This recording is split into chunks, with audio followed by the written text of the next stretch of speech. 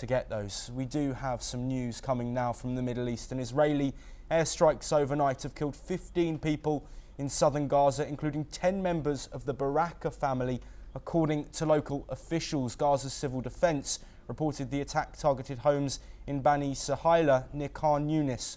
Israel has not confirmed the strike but says it is reviewing the reports. Let's listen in to what the victims have had to say. زي ما الناس نايمة لا في مقاومة ولا في سلاح ولا فيش إلا على بفول ما شفنا إلا الانفجار طلعنا لقينا الناس مقطمين في الشارع قعدنا نلمنا الساعة 3 الصبح لحن الساعة 6 الصبح لقينا راس مقداد وإيده مقطع لقينا أطفال هذول ضل شمعة هانا وأمهم لقينا عبد المزين هانا مش عارفين ليش اللي صار. طب إيش في عنا يا ربي؟ احنا نايمين على الساعة 12 ما شفنا هالطرف اللي هو بينزل على دار جيراننا. نزل علينا الردم ونزل علينا الخزانات ونزل علينا العمدات. اللي ولد كان نايم في الغرفة طار هو واتخذ الخزانة. خش عنا في قلب الغرفة. بقيت أنا وأمه نايمين أطلعوا لنا الناس والولد استشهد. ودار جيراننا راح بيجي منهم 10 أنفار. Meanwhile, Hamas has rejected Israel's latest interim ceasefire proposal. Israel offered a 45-day truce in exchange for 10 hostages, but Hamas demands a full end to the war. The group insists all 59 remaining hostages, of whom only 24 are believed to be alive, are freed as part of an agreement. Negotiations remain stalled as violence continues. Well, joining us to discuss this topic is Dr. Pansara Amarasinghe Kotalawala, a Defence University from Colombo. Well, thank you very much for being here. I want to look at the developments we've had first over a ceasefire negotiation and deal. Of course, Hamas saying that they're not willing to agree to a temporary ceasefire and are looking for a permanent ceasefire, releasing all of the remaining hostages. This is what Israel have been calling for. Do you think this might be a glimmer of hope for those in Israel and in Gaza that this war may be coming to an end soon? Not at all.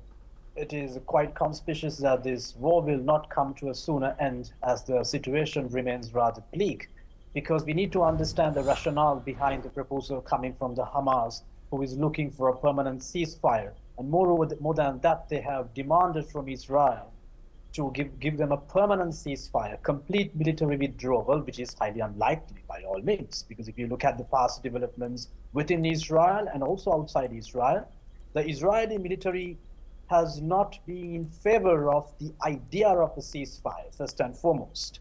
So we cannot completely hope for a sooner closure of the ceasefire agreement, the end of the war. And at the same time, we should also look at the fact that when Israel came up with the idea of a partial ceasefire agreement quite recently, they demanded from Hamas to withdraw from Gaza completely, the disarmament of Hamas through and through, which is also not possible because as a military organization, as a militant group, Hamas has been adhered to bearing weapons throughout this conflict. So in that context, I don't see that in foreseeable future, there won't be any avenue for the complete closure of the war. And at the same time, we need to understand the right-wing government in Tel Aviv has simply stated that if Hamas is not adhering to the demands of Israel, they would open the gates of hell, which means the complete continuity of the war in the days to come. Yes, looking now at the strikes that we've had reported, of course, further deaths reported by Hamas-run military in the Gaza enclave. Situations, of course, are still difficult with the humanitarian crisis being reported, with aid still blocked. We've recently heard from Israel that aid blockages will continue. Given that continuation, how is the situation on the ground and how might it develop as these ceasefire negotiations continue?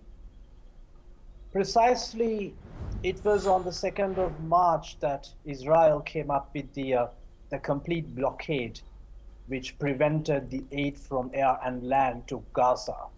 And after that, Israel accelerated all the military operations towards Gaza, and what happened today during this air raid is a blatant violation of international law by all means. But from a strategic point of view, this should be understood not in isolation. This should be understood in the context of the Israeli military doctrine, which is known as the Dahia doctrine. From that, what they're doing is, they have to push ahead. They need to strike most of the civilian targets. They have to debilitate the civilians in order to push the militants and the terrorists to stop the war. So with these circumstances, it becomes quite clear that the ceasefire agreement has come to a point of no return.